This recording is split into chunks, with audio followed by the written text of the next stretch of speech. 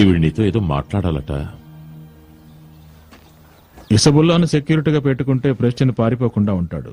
ఏమంటారు mister president? వాడు మనతో ఆడుకుంటే మనం వాడితో ఆడుకుందాం. ఇస్బుల్లా ఎక్కడున్నాడో స్పెయిన్ దేశంలో ఎవరికీ తెలిసే అవకాశమే లేదు. ఎంత రహస్యంగా ఉంచారో చూశారా? ఆమె పేరు, అడ్రస్ ఏవి ఇక్కడ లేవు.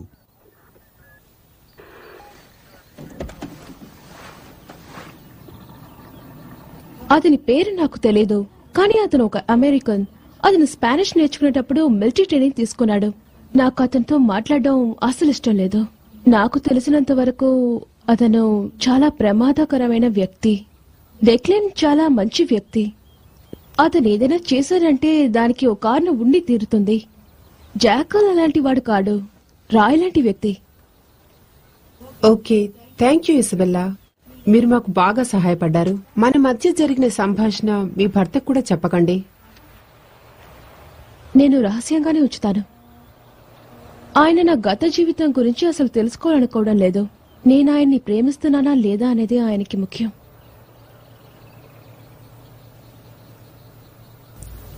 Okay, thank you Isabella. నేను వెళ్ళి కారులో వెయిట్ చేస్తాను.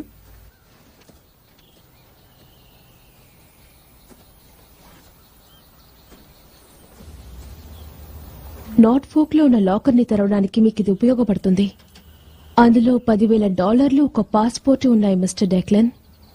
మీరొస్తే మీకిమ్మని మీ ఫ్రెండ్స్ ఇచ్చారు. అది తీసుకొని మీరు ఐర్లాండ్ వెళ్ళిపోండి. నేను వెళ్ళను. వెళ్ళడం లేదా?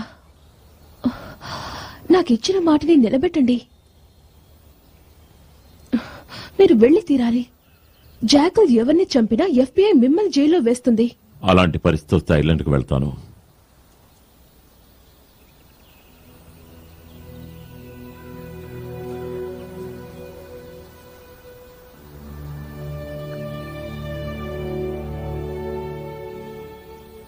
నువ్వు సంతోషంగా ఉన్నావా?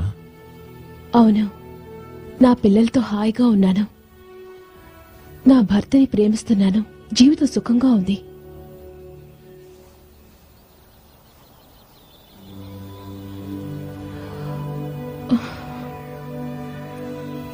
రాత్రి కళ్ళు మూసుకొని పడుకుంటే పాత జ్ఞాపకాలు రాకుండా ఇప్పుడే